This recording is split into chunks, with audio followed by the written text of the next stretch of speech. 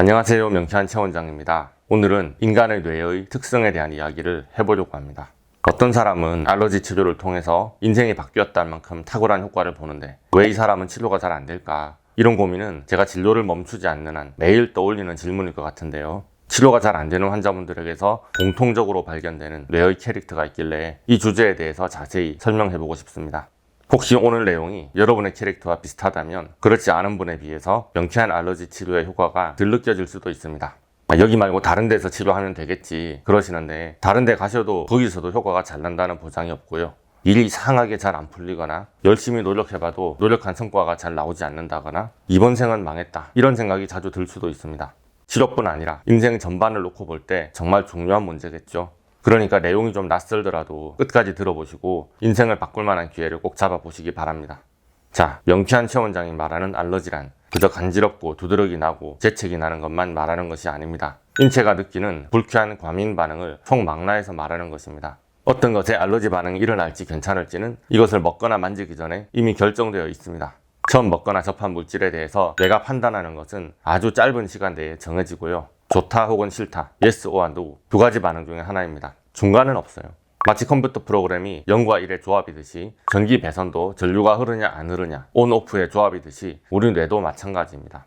그래서 우리가 무엇을 먹거나 만질 때 사실은 그 물질이 몸에서 약 15cm 근처로 가까이 접근만 해도 뇌는 그 에너지를 감지하고서 좋다 혹은 싫다는 결정을 마치고 반응을 시작합니다. 만약 뇌가 그 물질을 좋다고 여긴다면 신체는 그 에너지를 아주 편안하게 받아들여서 그 물질의 정보는 우리 몸과 중첩되고 장부와 경락의 기흐름을 원활히 하여 우리가 몸이 더 활력 있고 평안하게 만드는 데 기여할 겁니다. 반대로 뇌가 그 물질의 정보를 나쁘다고 여긴다면 뇌는 즉시 그 정보가 더 이상 몸 안으로 들어오지 못하도록 신호의 전달 경로를 막습니다.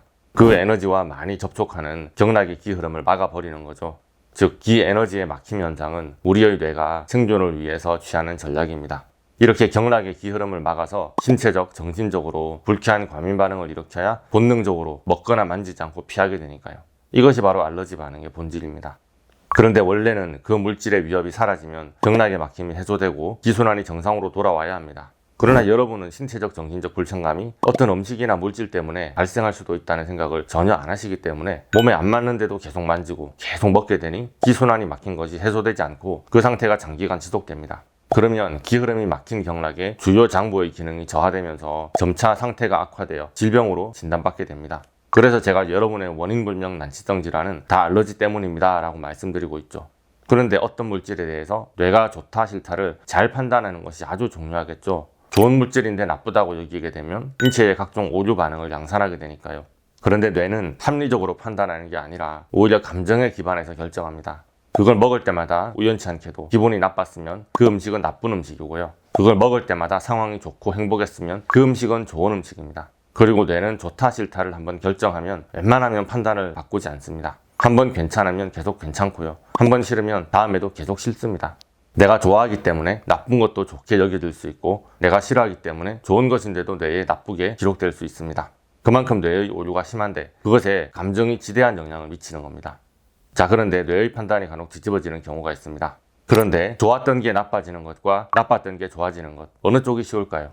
좋았던 것인데 나중에 불쾌하게 반응이 바뀌는 것은 비교적 흔한 일입니다. 그 사람 좋게 봤는데 아니었네. 아주 충격적인 사건을 경험하면 이렇게 인식이 확 바뀌게 되잖아요. 알러지가 새로 생기는 경우도 마찬가지입니다. 원래는 아무렇지 않게 잘 먹던 음식이었는데 한동안 정신적인 육체적인 스트레스를 심하게 받고서 어느 날 갑자기 그 음식을 먹을 때마다 알러지가 확 올라오는 경우가 있습니다.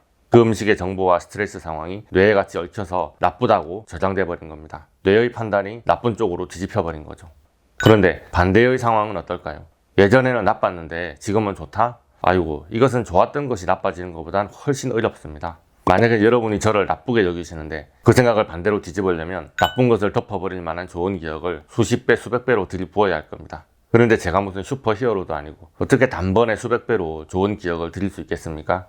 게다가 나쁜 정보에 대해서는 회피하도록 뇌에 세팅이 되어 있기 때문에 자주 반복적으로 접촉하며 좋은 기억으로 대체하는 것도 쉽지 않죠. 소개팅에서 처음 만난 날 상대가 나쁜 느낌을 받았다면서 거절을 했는데 다시 기회를 줘, 또 만나줘, 좋은 느낌으로 봐줘 이렇게 자꾸 매달려서 수십 번 수백 번을 다시 만나서 처음에 그 나쁜 느낌을 상쇄하고 오히려 더 좋은 관계가 되었다. 이런 상황이 쉽겠습니까? 그냥 막 들이밀면 안 되고 어마어마한 노하우가 필요하겠죠. 지금 우리가 명쾌한 알러지 치료로 그렇게 나쁜 기억을 정상화시키는 일을 하고 있습니다. 그래서 뇌를 치료하고 바꾸는 것이 쉽지가 않습니다. 그러니 알러지를 치료하는 데에는 많은 노력과 정교한 노하우가 필요하다는 것을 이해해 주셨으면 좋겠습니다.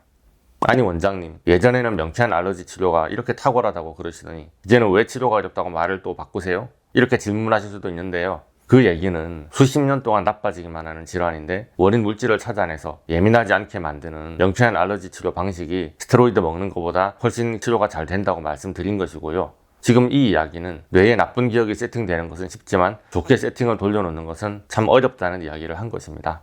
건강이 나빠지긴 쉬운데 건강을 되찾는 것은 너무 어렵다는 말과 같은 맥락입니다. 너무 당연하죠. 오해가 없으시길 바랍니다. 자, 이 포인트에서 좀 더 깊이 생각을 해보겠습니다. 몸에 좋은 필수 영양소인데 뇌에서 나쁘다고 판단했다면 그 영양소가 들어있는 음식을 먹고 소화하고 흡수해서 인체에서 쓰여지는 모든 경로에서 불편감이 듭니다. 몸에 나쁜 것인데 그것을 좋다고 판단하면 그 물질이나 음식에 탐닉하고 중독되면서 접촉하는 장부의 기능이 해를 입게 됩니다. 명쾌한 알러지 검사를 해보면 좋은 것을 나쁘다고 판단하고 정상적인 대사 기능을 못하는 것도 알러지이고 나쁜 것을 좋다고 판단하고서 면역 반응이나 해독 배출 반응이 잘 안 일어나는 것도 알러지로 나오더라고요.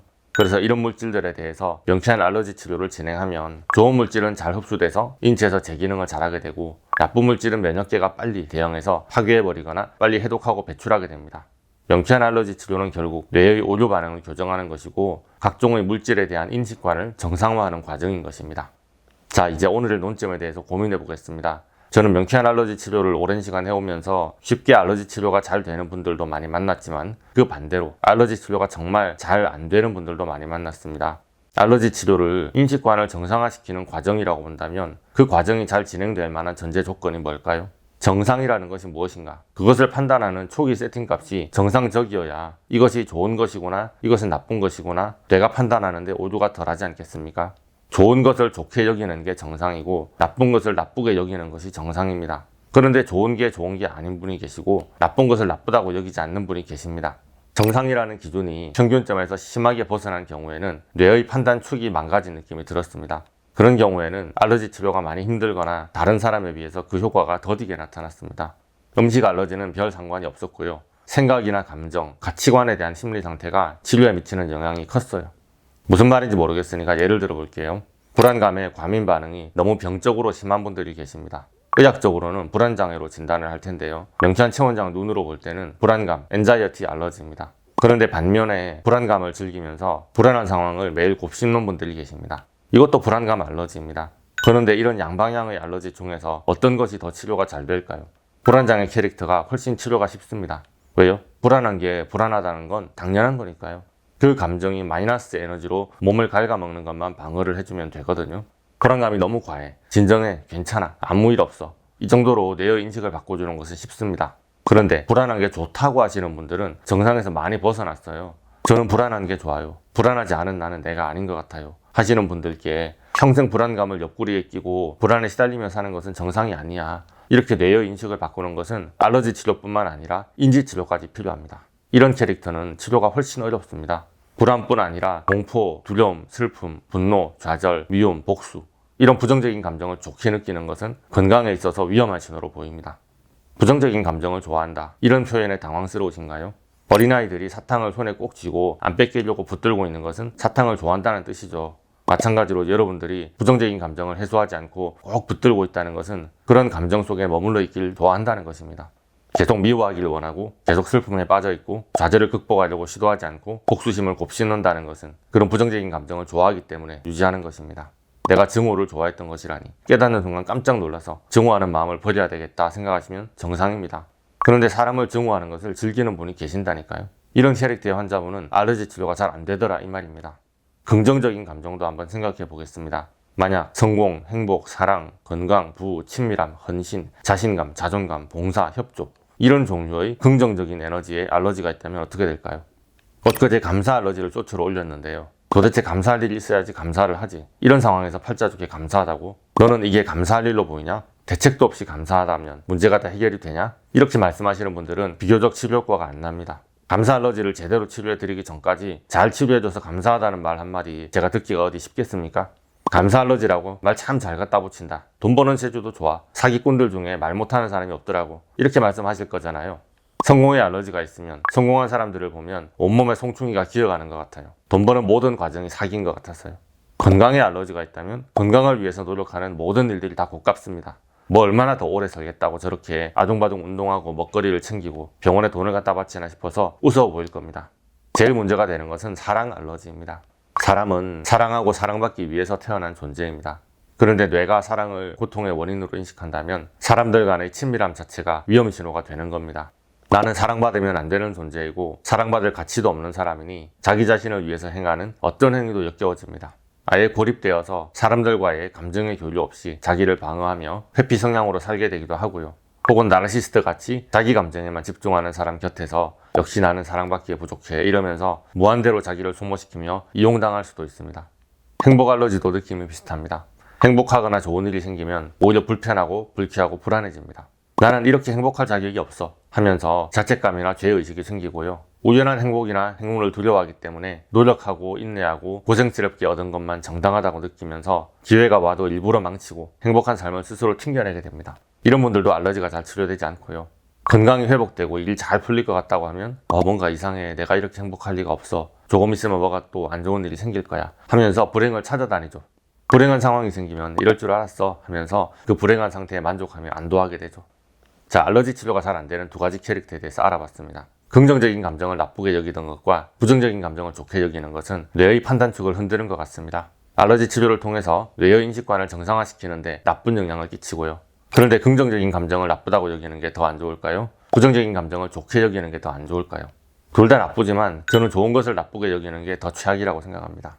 부정적인 감정을 즐기고 곱씹는 것은 치료가 잘 안 되게 하거나 새로운 알러지를 창조하는 경향이 있습니다.